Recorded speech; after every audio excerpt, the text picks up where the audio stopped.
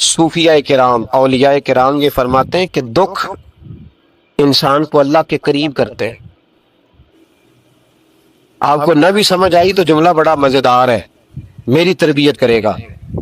دکھ انسان کو اللہ کے قریب کرتے ہیں، سکھ بندے کو اللہ سے دور کرتے ہیں۔ یاد رکھنا، جن کو دکھ کوئی نہیں نہ ہوتا وہ تو بیت اللہ کے غلاف کو پکڑ کے بھی نہیں روتے، جو تڑپ رہے ہوتے ہیں نہ تڑپ رہے ہوتے ہیں، سسکیاں لے رہے ہوتے ہیں، ان کے قریب جا کے پوچھو بابا کیا مسئلہ ہے، تو کہتے ہیں بیٹی سسرال میں دکھی ہے، بیٹا جوان ہے پر بے اولاد ہے۔ دکھ ہے نا جن لوگوں کو، ان کے پاس درد ہے، ان کی آنکھوں میں آنسو ہے، لیکن جو سکھی ہیں ان کا ماحول ان کے معاملات سخت ہو جاتے۔ حضرت ایوب علی نبینا علیہ الصلوۃ والسلام اللہ کے پیغمبر ہیں، اللہ نے بیٹے بھی دیے، کھیت بھی دیے، بہت زیادہ جانور بھی دیے، بڑی دولت، بڑا کچھ۔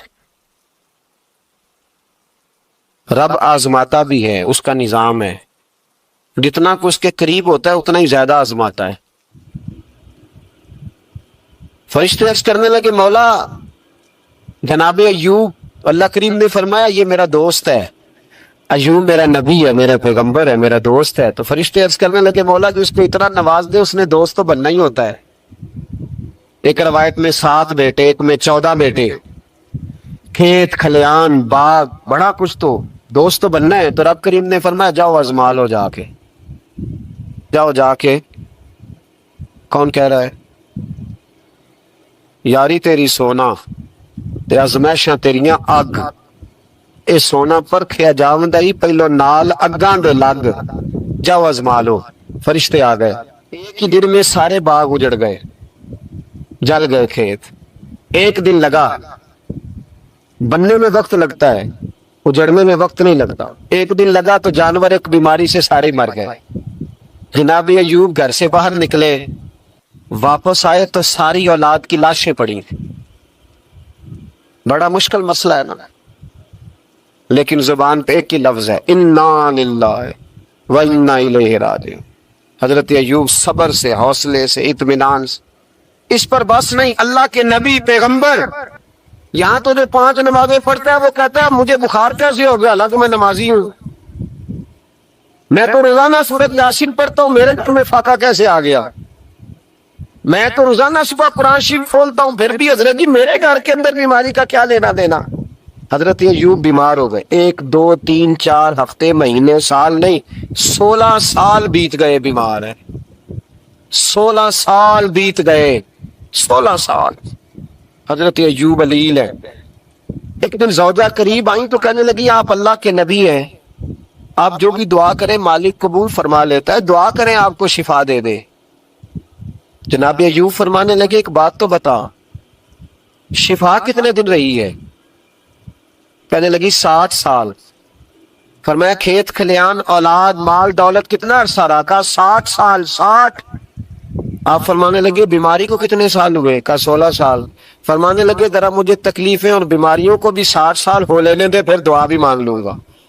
برابر تو ہو لے، ابھی تو صرف 16 ہوئے، 60 ہونے دعا مانگ لوں گا۔ اور فرمانے لگے دعا مانگنی چاہیے پر میرے رب کو پتہ ہے ایوب کس حال میں ہے، بس زبان پہ یہ لفظ آئے تو اللہ نے فرشتوں سے فرمایا تم نے جانچ لیا ہے لیبلوکم ایکم احسن عملا؟ پتہ چل گیا؟ کہ مولا چل گیا۔ فرمایا جاؤ اب میرے بندے کو نواز دو۔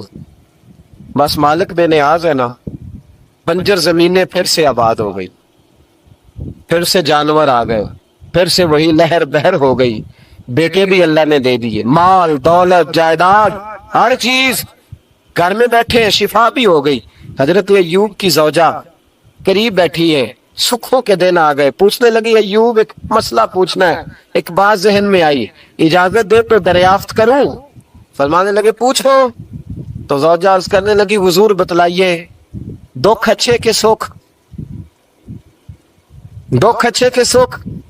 تو جناب ایوب فرمانے لگے دن سارے اللہ کے ہیں، دن سارے اللہ ہے، دکھی رکھے تب بھی مہربانی، سکھی رکھے تب بھی فضل اسی کے ہیں۔ پر اگر میرے دل کا حال پوچھے نا تو دکھ بڑے اچھے تھے، بڑے اچھے تھے وہ دکھ۔ کہا حضور دکھ اچھے تھے؟ تو جناب ایوب فرمانے لگے جب میں بیمار تھا تو میرا رب 24 گھنٹے میں ایک دفعہ میرا حال پوچھا کرتا تھا. رب پوچھتا تھا ایوب تیرا کیا حال ہے؟ رب پوچھتا تھا، خدا خود میر مد الاسبود، اللہ پوچھتا تھا. فرماتے ہیں 12 گھنٹے اس مزے میں گزر جاتے تھے کہ میرے رب نے میرا حال پوچھا ہے. 12 گھنٹے اس کیف میں بیت جاتے کہ اللہ نے حال پوچھا ہے. اور فرمایا اگلے 12 گھنٹے میں انتظار کرتا رہتا تھا کہ رب دوبارہ کب حال پوچھے گا. فرمایا 24 گھنٹے میں ایک دفعہ پوچھتا تھا. 2 عمر دراز مانگ کے لائے تھے 4 دن، 2 آرزو میں کٹ گئے، 2 انتظار میں.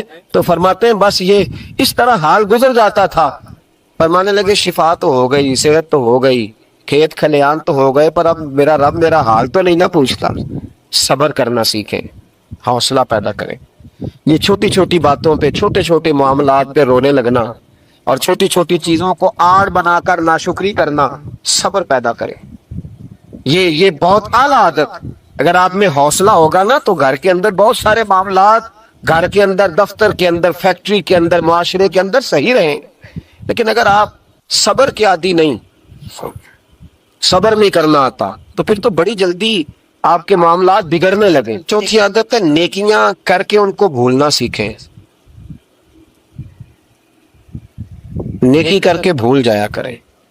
کسی کو روٹی کھلا کے اسے یاد نہ رکھیں، کسی کو رستہ دکھا کے پھر اسے یاد نہ رکھیں، کسی کو ایک دفعہ 10,000 قرض دے کے اس کی مشکل میں پھر دوبارہ اس کا ذکر نہ کریں.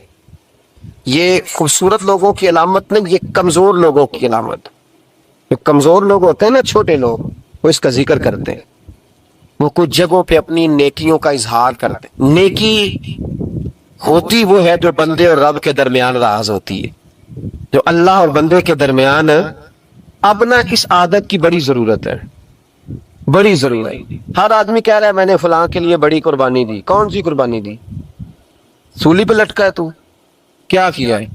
میں نے فلاں لیڈر کے لیے بڑی قربانی دی. مثلا کیا کر دیا؟ کیا انقلاب؟ اور جب آپ نے کہہ دیا تو پھر وہ قربانی ویسے بھی ختم ہو چکی ہے، اب تو وہ ملیا میٹ ہو گیا. اظہار جو کر دیا. نیکی کریں پھر اس نیکی کو چھپائیں، اس کا اظہار. ہمارے ہاں پوسٹر بڑے لگتے ہیں، اجتماعی شادیاں.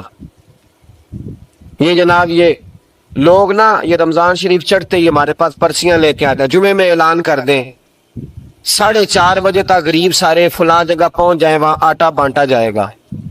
تو میں کہتا ہوں غریبوں کی لسٹ ہم سے لے لو، خود جا کے گھروں میں دے آؤ. یہ سنت نہیں نبی پاک علیہ السلام، یہ صحابہ کا طریقہ نہیں گھر جا کے دینا.